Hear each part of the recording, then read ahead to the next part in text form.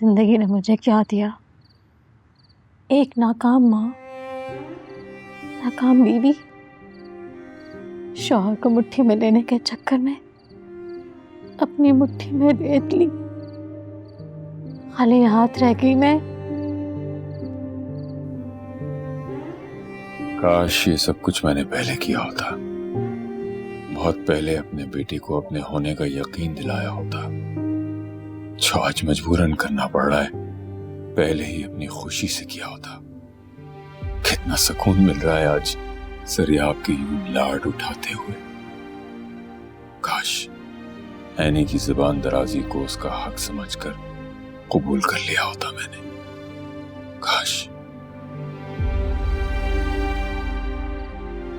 ऐसा लगा कभी अच्छा शौहर नहीं था तो मैं कब अच्छी बीवी थी। हमेशा उसे इग्नोर करती रही, बात बात पर लड़ती रही उससे, उसे नीचे दिखाना अपना फर्ज समझती रही। कभी नहीं सोचा इस झगड़े का अंजाम क्या होगा। अपना बेटा भी खो दूंगी मैं। अब माँ बाप नहीं मुजरिम है अपनी औलाद के।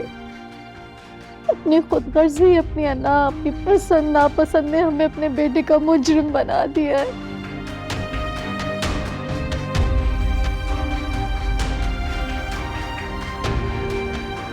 रजिया बहन, खाना बहुत शानदार था।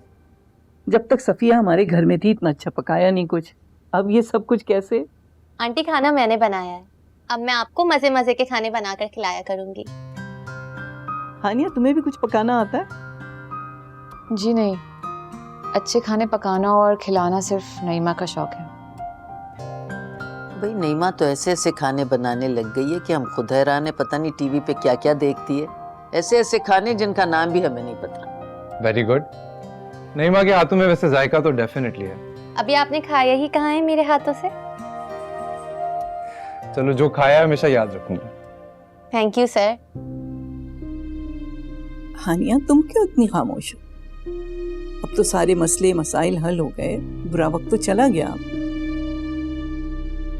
जी हानिया, मैंने सभी को कुछ ना कुछ दिया, बस तुमको कुछ नहीं दे सकी।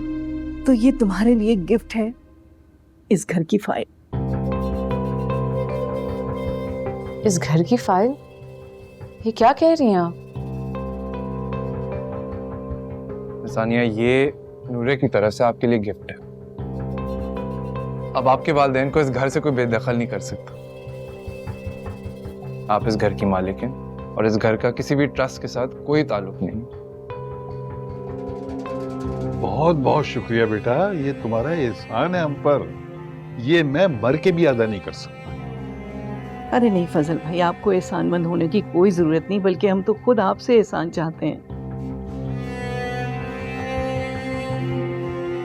नहीं माँ, बेटा नूरे को लेके तुम जरा बाहर जाओ, मैं कुछ बात करना चाह रही हूँ। जी जरूर, चलो नूरे।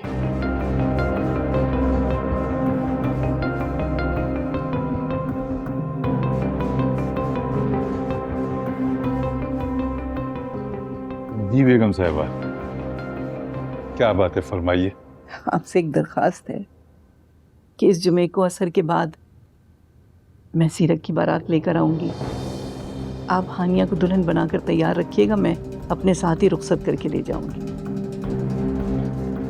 बेगम साहिबा, वैसे आप लोगों को किसी तकल्लुफ की जरूरत नहीं है, जो कुछ भी होगा वो हमारी तरफ से होगा।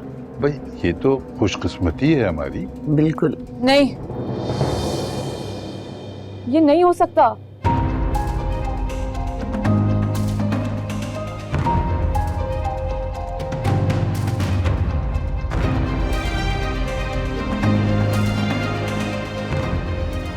देखा आपने अपनी बेटी के नखरे।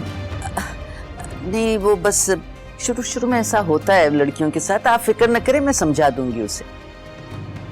लेकिन हमें ऐसे नखरे सहने की आदत नहीं है।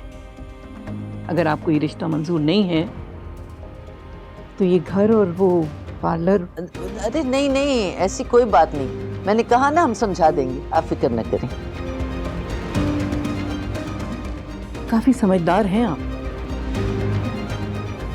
आंटी, मुझे हानिया से बात करनी है। हाँ हाँ जरूर, जाओ बेटा, वो अपने कमरे में ही गई होगी। जाओ।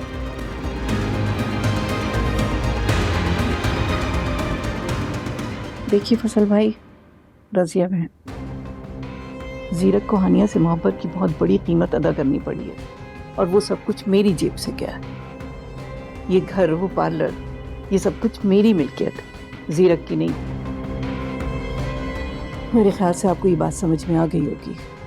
जी जी। अगर आपको समझ में नहीं आई हो तो एक बात आपको समझाना चाहती हूँ कि मैं बिजनेस में नुकसान बर्दाश्त नहीं कर सकती। जी नहीं जी, समझ आ गई। तो फिर याद रखिएगा, जुमे को बाद नमाज असर। ठीक है जी। जी। मिस हानिया, मैं सोच भी नहीं सकती थी कि आपके ये सारे एहसानात दरअसल मेरी कीमत थे। शायद आपको एहसास नहीं है कि इस वक्त आपके पेरेंट्स कितना मुतमईन बैठे हुए हैं। आपके सारे बहन भाइयों का करियर बन गया, और इसके एवज आपने मुझे खरीद लिया। शायद आप भूल रही हैं कि आपने मुझसे एक वादा किया था। नूरे के खातिर तो आप कोई भी कुर्बानी देंगी, क्यों? याद है मुझे, लेकिन मैंने आपको इसकी इजाजत नहीं दी थी कि आप मुझे खरीद सकें। ये बार बार खरीदो फरोख्त का जिक्र करके मुझे आप शर्मिंदा मत करें। मैंने कभी इस तरह नहीं सोचा। वो तो बस अम्मी कभी कभार इस तरह की बात। झूठ कह रहे हैं आप।